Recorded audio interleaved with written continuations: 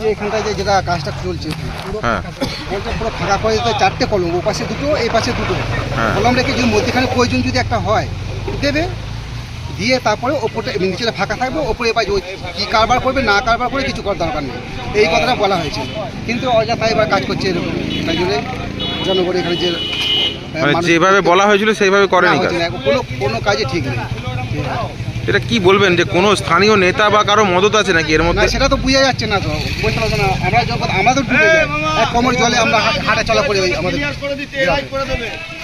এবার ওটার জন্যই আমাদের আজকে কি গ্রামবাসীরা এসে ভেঙে দিল? ভেঙে দিচ্ছে সব।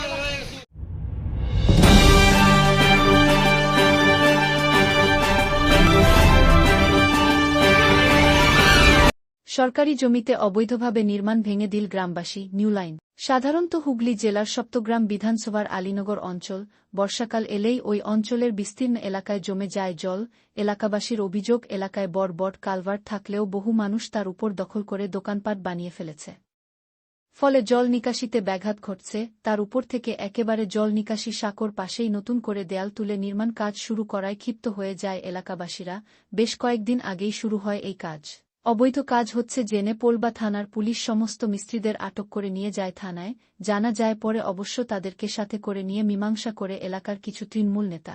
অভিযোগ, মীমাংসা করার সময় তাকে বলা হয়েছিল পিলার করে সে তার জমিতে যাওয়ার জন্য একটি কালভার্টটি বানাবে, যাতে জল নিকাশিতে কোনোরকম অসুবিধা না হয়। এলাকাবাসী জানান তখন কথা হয়েছিল এক, আর এখন কাজ হচ্ছে আরও এক। তাই আমরা গ্রামবাসীরা নিজেরা নিজেদেরকে বিপদে ফেলতে চাই না। তাই আজ দুপুরে গ্রামের লোক একত্রিত হয়ে সেই নির্মাণটিকে ভাঙতে চলে আসেন। রীতিমতো এলাকার মহিলা থেকে পুরুষ সকলেই ভাঙতে শুরু করেন সেই নির্মাণ। যিনি কাজটি করাচ্ছিলেন তার নাম আলিম হালদার। তিনি জানান, মীমাংসা করার পর যেভাবে বলা হয়েছিল সেইভাবেই আমি কাজ করছিলাম, আজ সকলে মিলে এসে আমার নির্মাণটি ভেঙে দিল। অন্যদিকে এলাকাবাসীরা জানান, যেভাবে বলা হয়েছিল সেভাবে কাজটি কোনোরকম হচ্ছে না, বরং আলিম হালদার নিজের মতো করেই এলাকার কিছু নেতার মধ্যে কাজ করছেন। যদিও ভাঙচুরের খবর পেয়ে এলাকায় পৌঁছে যান পোলবা থানার পুলিশ, সাথে সাথেই সেখান থেকে দুপক্ষকেই সরিয়ে দেওয়া হয়। অন্যদিকে আলিম হালদার জানান, আমি পঞ্চায়েতকে টাকা দিয়ে অনুমতি নিয়েছি, তারপরেই কাজ শুরু করেছি। এ বিষয়ে পঞ্চায়েত প্রধান জানান, যার জমি তাকে তার জমিতে কাজ করার জন্য অনুমতি দেয়া হয়েছে। সরকারি জায়গায় কাজ করার অনুমতি পঞ্চায়েত কখনো দিতে পারে না।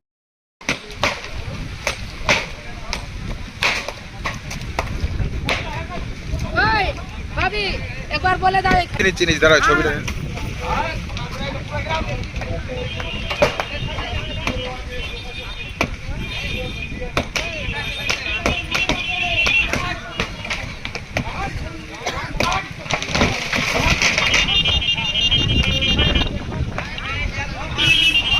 আপনার এখানে এরকম যে আজকে ভাঙচুর হলো, বিষয়টা কি বলবেন? আমি এই বিষয়ে এখনো পর্যন্ত কিচ্ছু জানি না। আমি আমার মেয়েকে নিয়ে চুচুড়া হসপিটালে ছিলাম।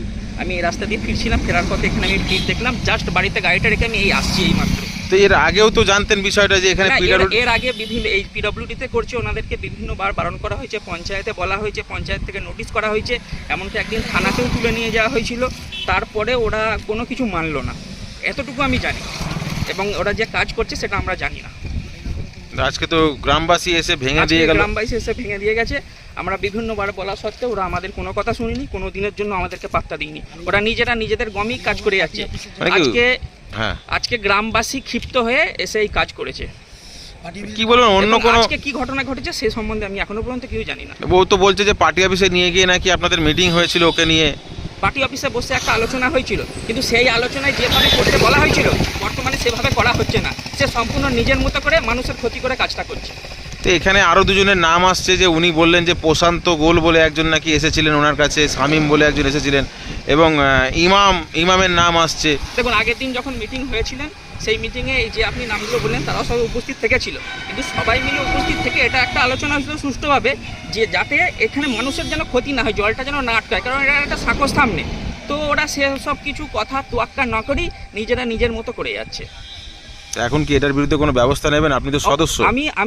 আমি সদস্য, আমার যেখানে ব্যবস্থা নেওয়া দরকার সে সমস্ত দপ্তরে আমি ব্যবস্থা অবশ্যই গ্রহণ করবো। আপনাদের কি জলের সমস্যা? আমাদের জলের সমস্যা। আর আমাদের কি সমস্যা? কি হয়, আপনারা কি জলের অনেক ডুবে যায়? ওখানে অনেক ডুবে যায়। আমরা ওইখানে পুরো যত জল হয় ভর্তি হয়ে যায়। এখনো পুরো এখন একটু শুকিয়েছে, আমাদের পায়খানাগুলো যেতে পারি না। চারিদিকে সব জল ভর্তি, খুব কষ্ট হয়। তো এখানে এখানে কি করছে এরা? এটা সাঁকো বন্ধ করে দিচ্ছে নাকি? ওই সাঁকো বন্ধ করে দিচ্ছে, আমরা আরো দিকে ডুবে যাবো, ওই জন্য হচ্ছে। কি আশঙ্কা করছেন আরো ডুবে যাবে নাকি? ডুবে যাবে, ওই ডুবে যাবে।